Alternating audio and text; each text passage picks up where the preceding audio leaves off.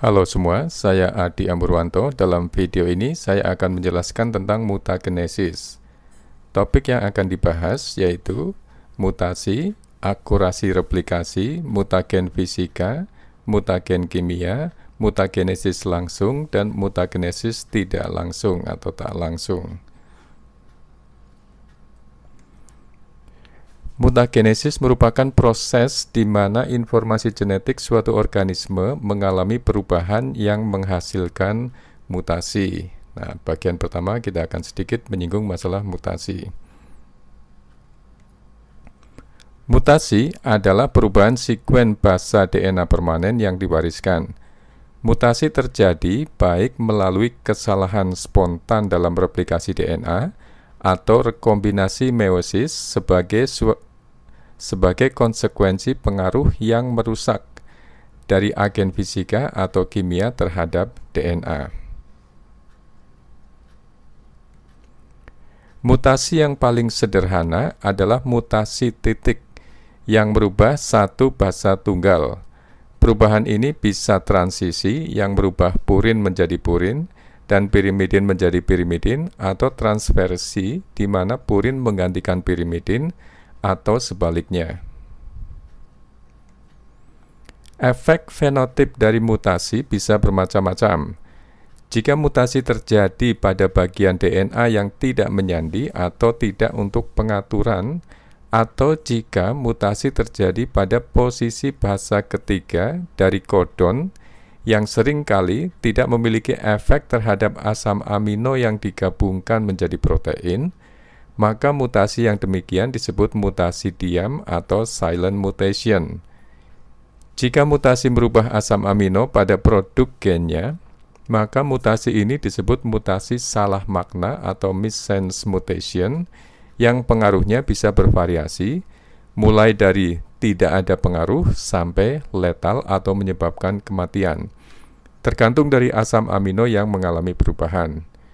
Mutasi yang menghasilkan kodon stop baru disebut mutasi tanpa makna atau nonsense mutation dan menghasilkan produk protein yang tidak berfungsi. Insersi dan delesi melibatkan penambahan atau kehilangan satu atau lebih basa. Mutasi ini bisa menyebabkan pergeseran rangka baca atau frame shift mutation dalam gen-gen di mana sekuen protein yang ditranslasi ke sisi ujung C yang mengalami mutasi menjadi berubah total. Mutasi yang mempengaruhi proses pertumbuhan sel dan kematian sel dapat menghasilkan tumorigenesis atau menghasilkan tumor. Akumulasi dari banyak mutasi silent atau mutasi diam dan mutasi non-letal dalam populasi-populasi menghasilkan polimorfisme genetik, yaitu variasi yang bisa diterima dalam DNA normal dan sekuen protein. Bagian yang kedua berikutnya, akurasi replikasi.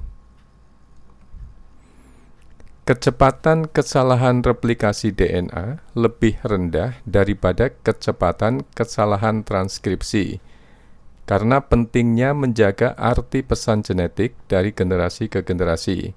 Misalnya, kecepatan mutasi spontan E. coli adalah sekitar 1 kesalahan setiap 1010 basa yang digabungkan selama replikasi.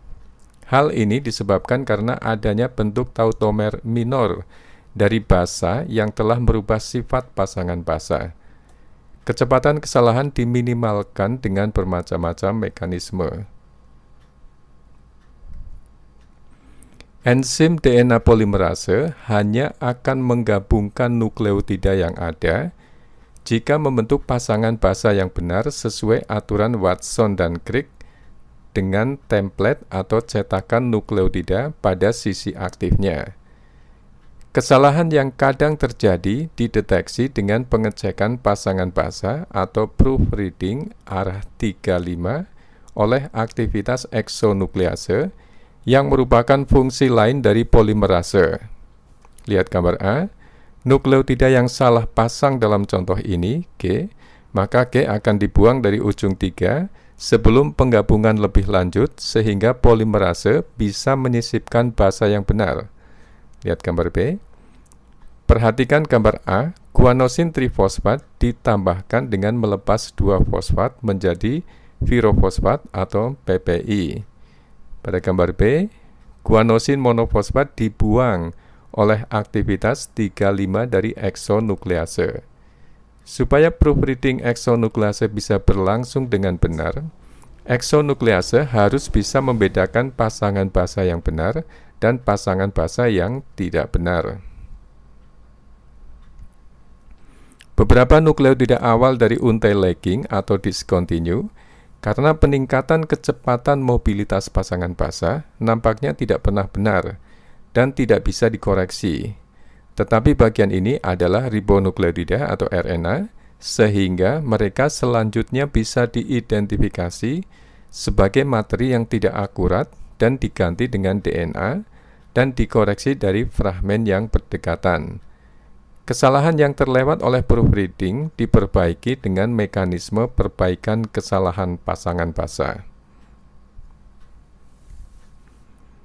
Berikutnya adalah mutagen fisika.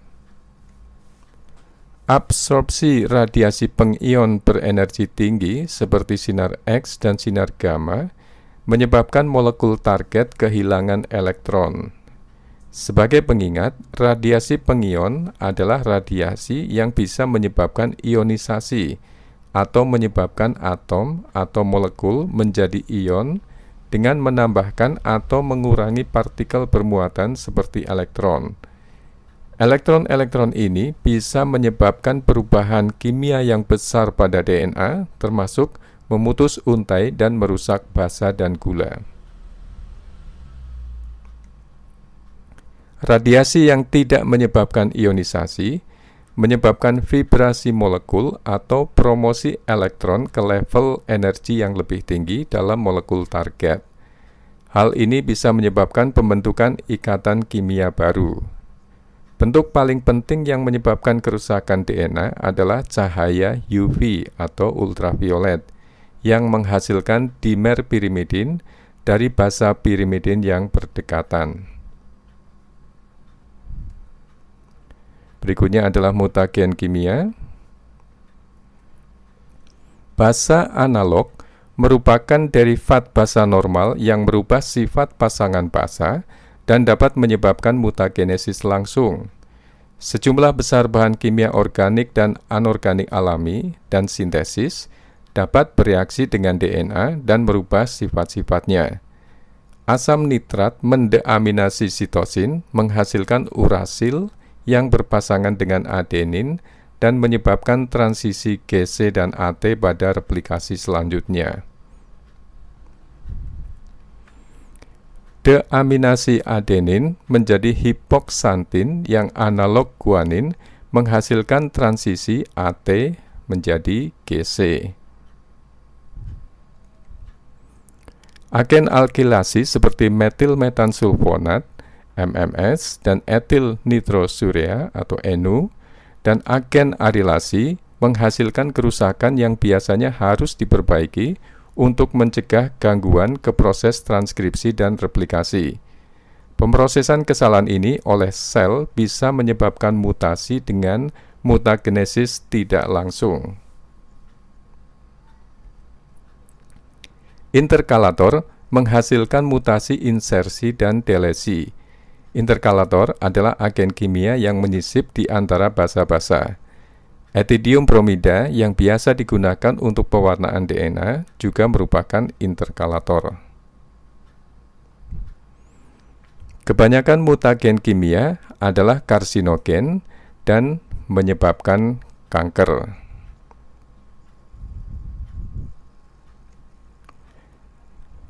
Berikutnya, mutagenesis langsung.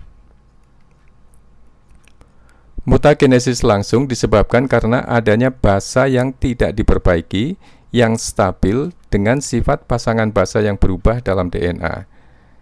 Semua yang diperlukan untuk kesalahan non-permanen supaya menjadi mutasi yang fix atau permanen dan diwariskan adalah replikasi DNA, Misalnya, tautomer keto dari 5-bromourasil analog timin berpasangan dengan adenin seperti yang diharapkan.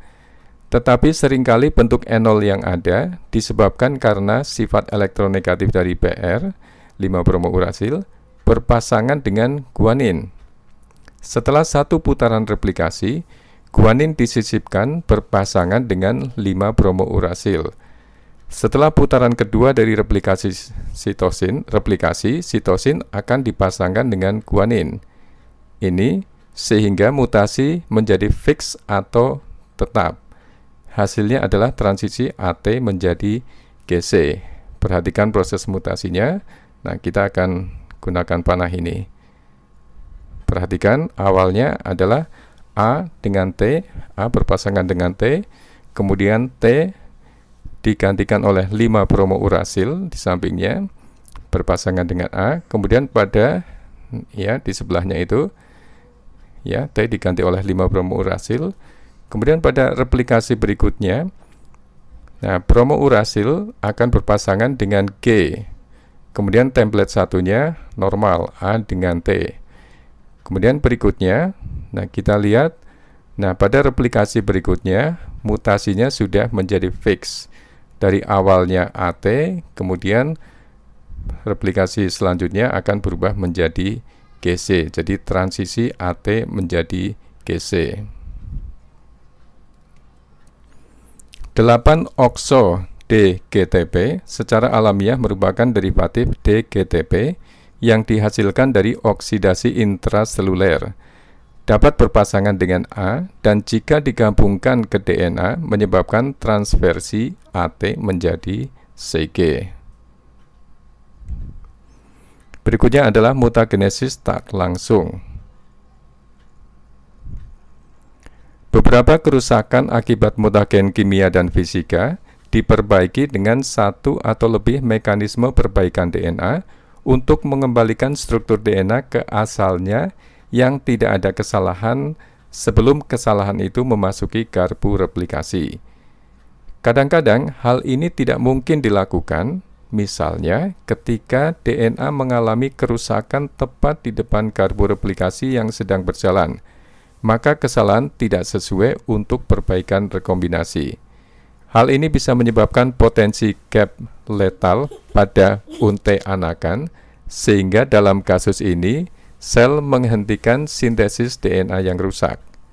Secara temporer, ada penggantian perlengkapan replikasi yang normal oleh satu dari beberapa aktivitas DNA polimerase yang menyisipkan basa pada unte pasangan dari unte yang mengalami kerusakan.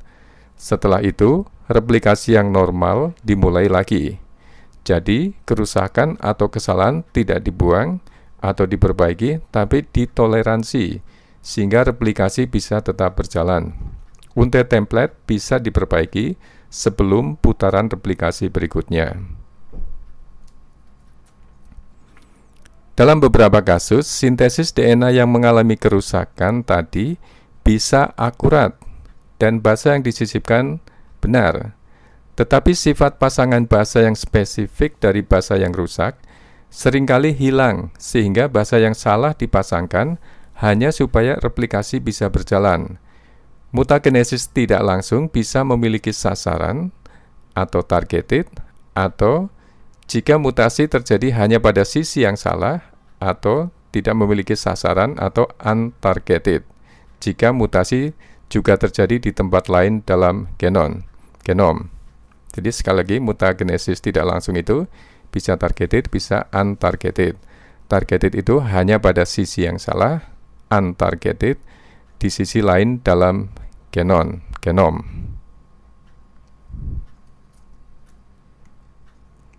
Pada prokariot, sintesis DNA yang rusak merupakan bagian respons SOS ke kerusakan DNA dan kadangkala disebut perbaikan yang cenderung menimbulkan kesalahan walaupun bukan benar-benar merupakan mekanisme perbaikan. Respons SOS melibatkan induksi banyak gen yang fungsinya untuk meningkatkan kelangsungan hidup setelah kerusakan DNA, kelangsungan hidup atau survival. Protein-protein rek A, UMU C, UMU D, dan DIN B yang menginduksi atau menyebabkan kerusakan penting untuk induksi mutasi dengan mutagenesis tidak langsung. Bersama-sama, UMU C dan bentuk termodifikasi dari UMU D aksen, jadi bedanya yang UMU D yang normal dengan UMU D yang termodifikasi, ada tanda aksennya. Jadi UMU D aksen itu UMU D yang termodifikasi, membentuk kompleks protein UMU D aksen 2C. Ini disebut DNA polimerase 5 yang dapat menyisipkan basa berlawanan dengan kesalahan non-coding atau bukan penyandi seperti sisi apurinik atau kehilangan purin yang mengakibatkan targeted mutagenesis, mutasi pada sisi yang salah. Induksi DIN B polimerase lain untuk perbaikan kesalahan yang disebut polimerase 4 mengakibatkan untargeted mutagenesis. Mutasi terjadi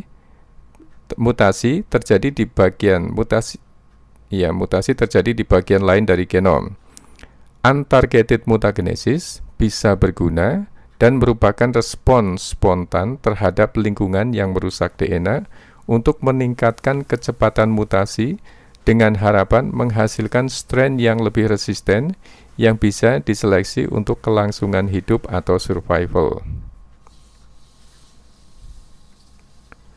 Pada eukariot, DNA polimerase yang berfungsi untuk perbaikan kerusakan, termasuk diantaranya adalah DNA polimerase zeta yang cenderung menimbulkan kesalahan, dan DNA polimerase eta yang utamanya bebas dari kesalahan. Demikianlah pembahasan kita tentang mutagenesis. Semoga topik ini menambah wawasan saudara. Jika ada yang masih kurang paham, silahkan diulang atau direview sampai saudara benar-benar paham.